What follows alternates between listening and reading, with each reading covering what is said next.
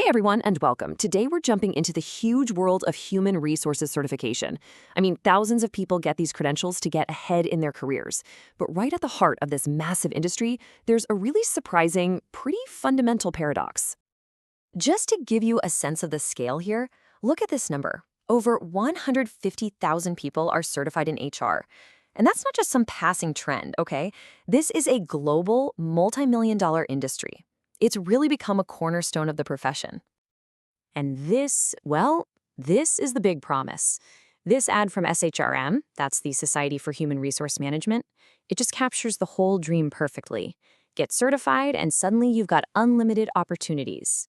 It's a really powerful message, right? And here comes the twist. For an industry that's all about competence and metrics, the academic research has found pretty much zero scientific proof that getting certified actually improves your career or your company's performance. And that is the paradox we are gonna unpack today. All right, so here's our roadmap. We're gonna look at the certification boom, then that surprising lack of proof. After that, we'll dive into what we think we know, a blueprint for finding some real answers, and finally, why this whole thing really matters.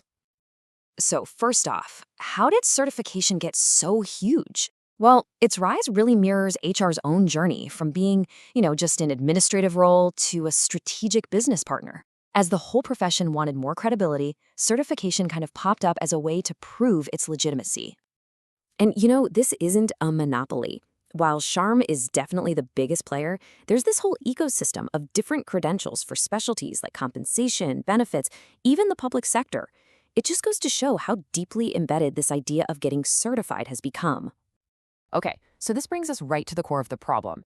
In the HR world, there's often something called a science-practice divide. Basically, it means that trends and tools get adopted by people in the field way faster than the research can catch up to prove they actually work. And honestly, HR certification looks like a textbook example of this gap. This quote from the source paper we're looking at just puts it so bluntly. The stakes are really high here. People are investing thousands of dollars and hundreds of hours, and companies are making hiring decisions all based on this unproven assumption that it's all worth it. Now, this is a really key distinction to understand. Unlike, say, a doctor's license or a lawyer's, HR certification isn't legally required to do the job, is completely voluntary. The paper calls it commercialized professionalism, which is interesting. Its value rests entirely on what people think it's worth, not on any legal mandate. So if there's no proof and it's not required by law, why on earth is it so popular? Well, the answer might come from an economic idea called signaling theory. Think about it. It's super expensive and time-consuming for a company to vet every single job applicant. So a certification, it acts like a signal, a shortcut. The company just assumes that a certified person is probably more competent, and they use that credential to filter the pile of resumes. It's really just an efficiency play. And that perception is everything. So now let's really dig into the gap between why HR folks get these certifications and how employers actually use them in the real world. For the professionals themselves, the reasons are really strong.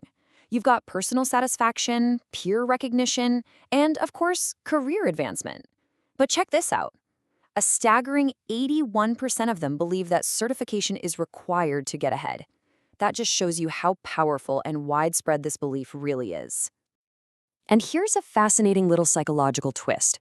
The paper found that once you actually get certified, you are way more likely to value that certification when you're hiring other people. It becomes this self-reinforcing loop of belief. It's kind of like once you're in the club, you believe in the value of the club. So this raises a huge question. Does all of this belief actually translate into what employers are looking for? Let's take a look at the data.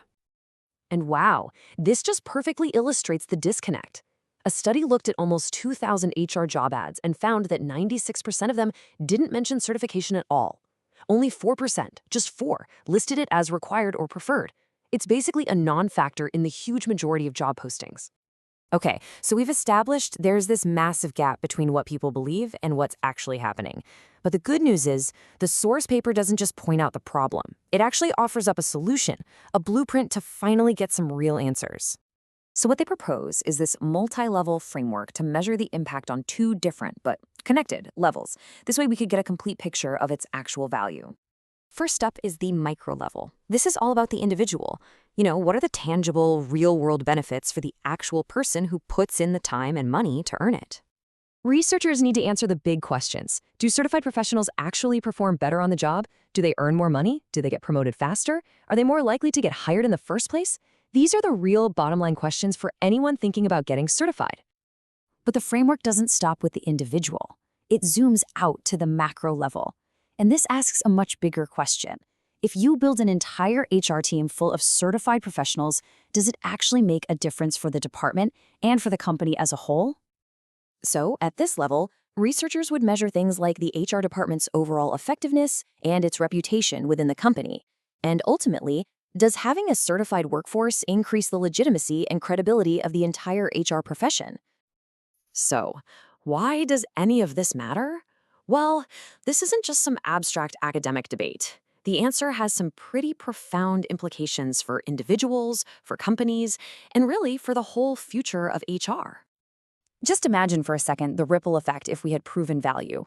First, individuals could make truly informed decisions about their career investments. Second, organizations could build much more effective HR teams. And third, the entire HR profession would finally get the data-backed credibility it's been searching for. Now, here's a really key insight from the paper. It suggests that certification might be most valuable for a very specific group, people who come into HR from other fields. For them, it could be the absolute best way to get that foundational knowledge and to signal that they're serious about this new career path. And I think this analogy really gets to the heart of it all. I mean, whether we're talking about a mechanic, a doctor, or an accountant, the whole point of a credential is to create trust. It's a public promise of competence, and that really should be the ultimate goal for HR certification, too. So in the end, we're left at this really crucial question. In this whole pursuit of professionalism, what should we value more? Is it the credential on a piece of paper, the signal, or is it the proven competence to actually do the job well? The answer to that is going to define not just the value of a certification, but the very future of the entire HR profession.